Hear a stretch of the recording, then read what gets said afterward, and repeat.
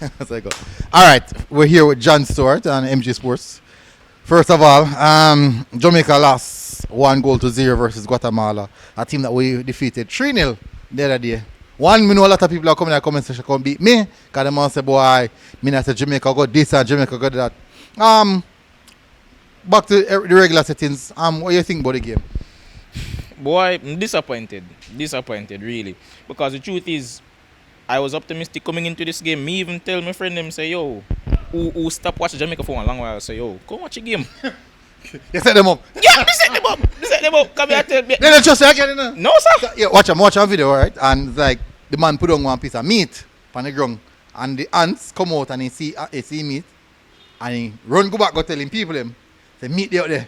Man take up the meat and put on a stone there. So when the people then come, a stone there. They go say I style them. Exactly, you style them. Big time you style them, man. You style them No, big time. but to be fair though, I wasn't aware of the fact that Hayden was no longer, able to play. Me never know say get come out of his squad. Me never know say Peanut did go. A lot of things changed.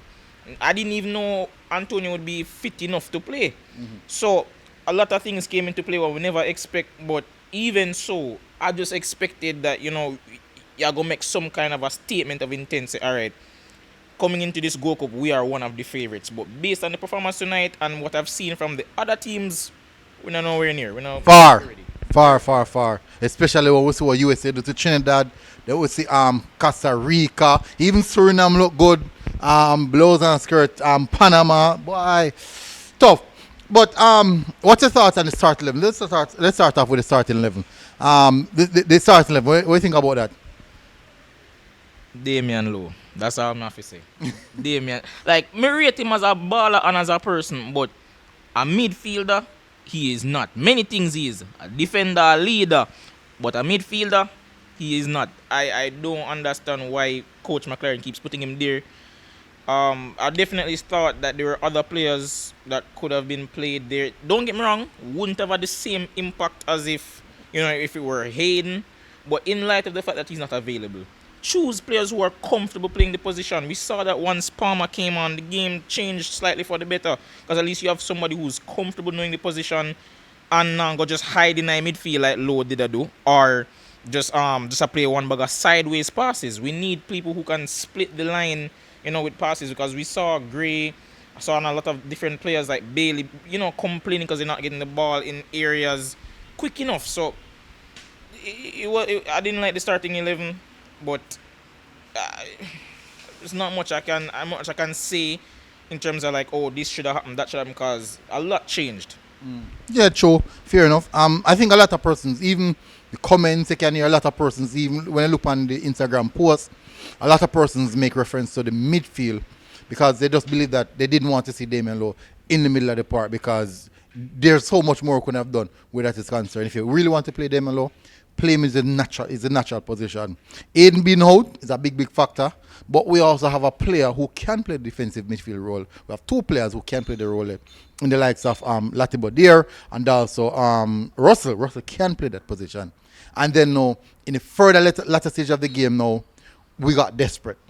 We really got desperate. And yeah, we just throw on some players, like just get a goal. Anyhow out, let's get a goal. And that kind of disrupt the cohesiveness of the team, that disrupt so much factors that cost.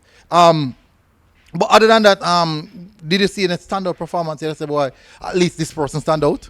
For me, still a Blake. Because if it wasn't for him, probably we lose about 3.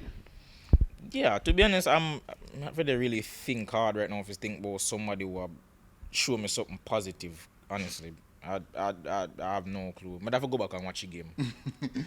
I think probably Russell had a decent game. He tried. I think Russell was one of the players.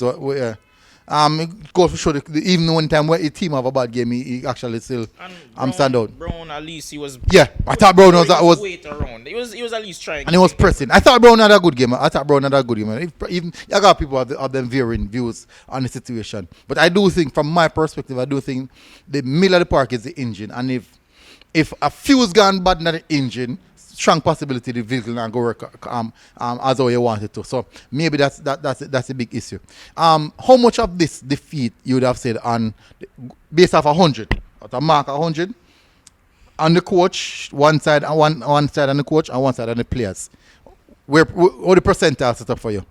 To be fair, most people would say it's probably like 70, 80 on the coach, but I don't think so.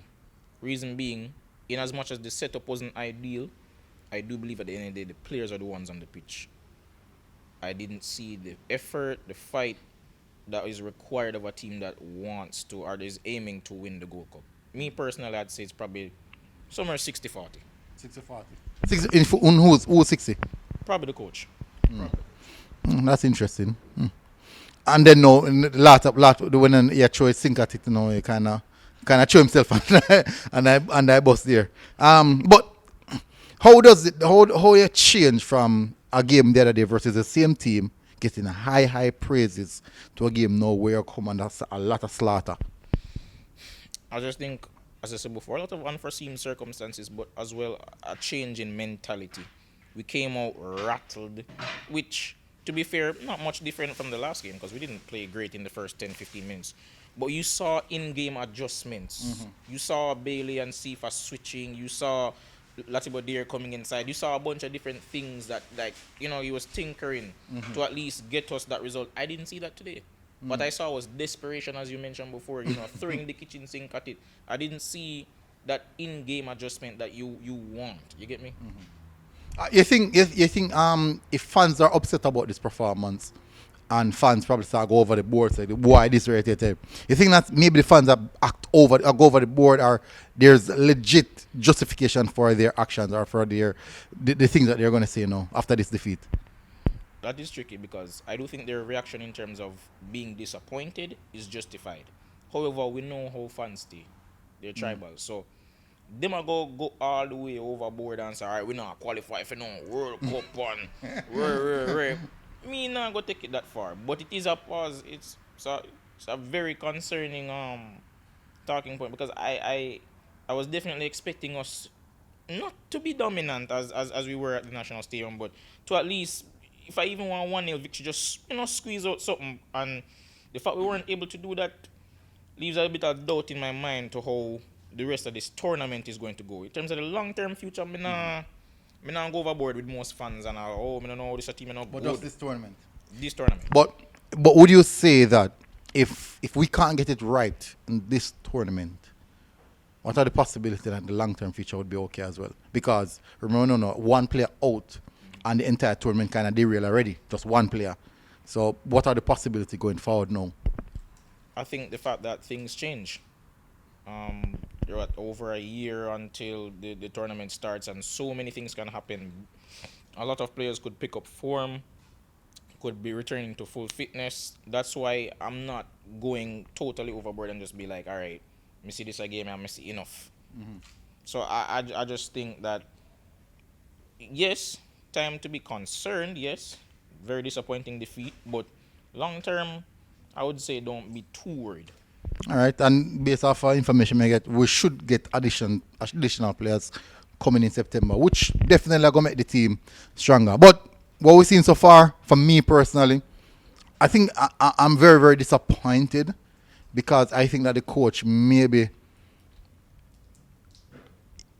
when we see him pull Richard King, that is when I realize, you're going to lose a game, It's not even just lose, but you're not getting none from the game because that decision, it means stick to something where you believe. I'm not going to say clearly or publicly, but I feel probably people can read between line. Stick to something where whereas maybe a bit of seniority player in that, and also a bit of, it's not a matter of code, but you don't want to upset the hierarchy structure of the team.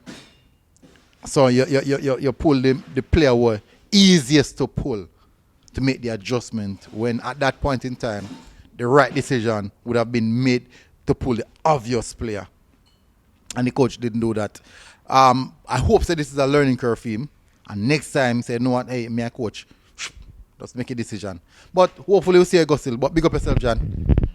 1-0 defeat, tough.